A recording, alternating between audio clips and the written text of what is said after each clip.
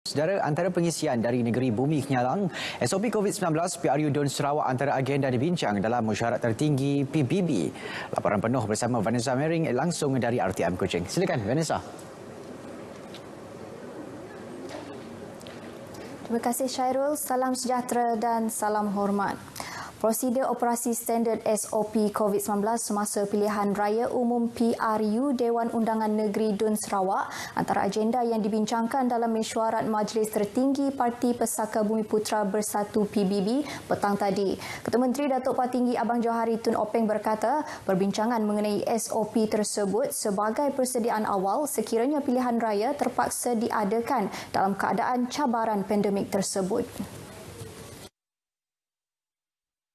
Kalaulah pilihan raya diadakan dalam keadaan SOP di bawah COVID ini, sudah tentu banyak pendekatan SOP yang baru yang akan kita dinasihatkan oleh pihak Election Commission.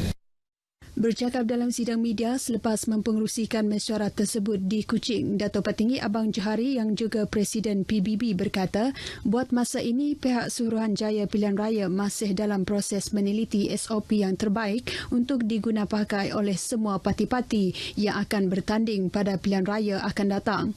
Perkara lain yang dibincangkan pada mesyuarat tersebut termasuk mencari penyelesaian terhadap isu-isu yang dikemukakan oleh ahli-ahli parti semasa konvensyen PBB yang lepas ke arah memperkasakan lagi jentera parti PBB pada masa akan datang.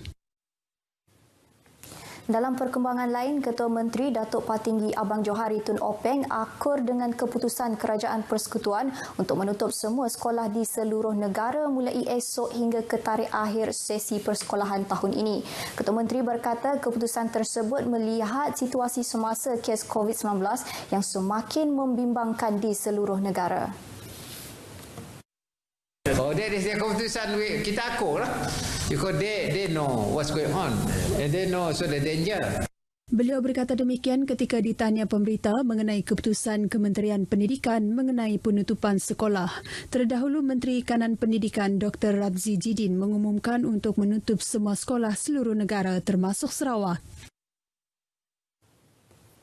Sebanyak 5 rang undang-undang akan dibentang pada persidangan Dewan Undangan Negeri Dun Sarawak mesyuarat kedua bagi penggal kelima yang bermula esok. Speaker Dun Sarawak Datuk Amar Muhammad Asfiah Awang Nasar memaklumkan demikian selepas mesyuarat pra-majlis sempena persidangan Dun di Ibu Pejabat Parti Pesaka Bumiputera PBB Petrajaya Kuching. Jelas beliau, Ketua Menteri Datuk Patinggi Abang Johari Tun Openg merangkap Menteri Kewangan dan Perancangan Ekonomi bakal membentangkan bacaan pertama dan kedua rang Undang-Undang Perbekalan Kurungan 2021-2020 yang juga merupakan Belanjawan Sarawak 2021 esok, manakala bacaan ketiga akan dibentang pada hari terakhir iaitu 13 November. 4 lagi rang undang-undang yang akan dibentangkan ialah melibatkan rang undang-undang perbekalan tambahan, pihak berkuasa tempatan, pindaan Perlembagaan Negeri Sarawak dan juga langkah sementara dalam mengurangkan impak pandemik COVID-19. Dalam pada itu, usul pemilihan senator bagi Dewan Negara juga akan diadakan pada hari kedua persidangan bagi menggantikan Dr. Nuning Jeluing yang akan menamatkan tempoh perkhidmatan sebagai senator pada 10 Disember depan. Datuk Amar Muhammad Asfiah turut menambah, pihaknya telah menerima sebanyak 342 soalan bagi persidangan kali ini dan sebanyak 294 akan dijawab secara lisan, manakala 48 soalan lagi dijawab secara bertulis. Total number of questions received as of the closing date on Monday, 26 October 2020, a total of 342 questions, both for oral and written replies, were received from 45 honourable members, with the Chief Minister's Department receiving the highest number of questions, that is 68 questions. Ucapan penggolongan oleh Ketua Menteri serta 3 orang timbalannya dijangka berlangsung pada hari terakhir persidangan.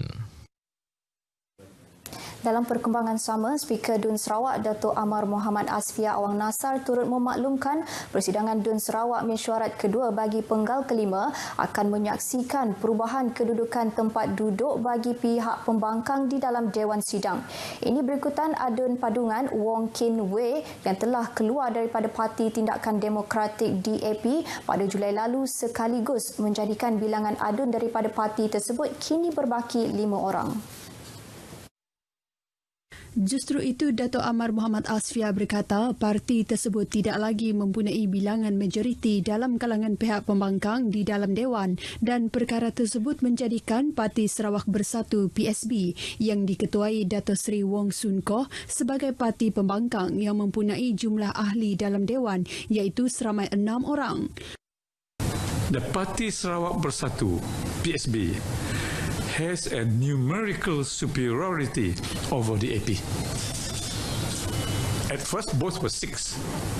Now, PSB is 6, DAP is 5. Berikutan itu, perubahan kedudukan tempat duduk tersebut tidak dapat dielakkan dan ia adalah dalam bidang kuasa Speaker di bawah peraturan tetap DUN.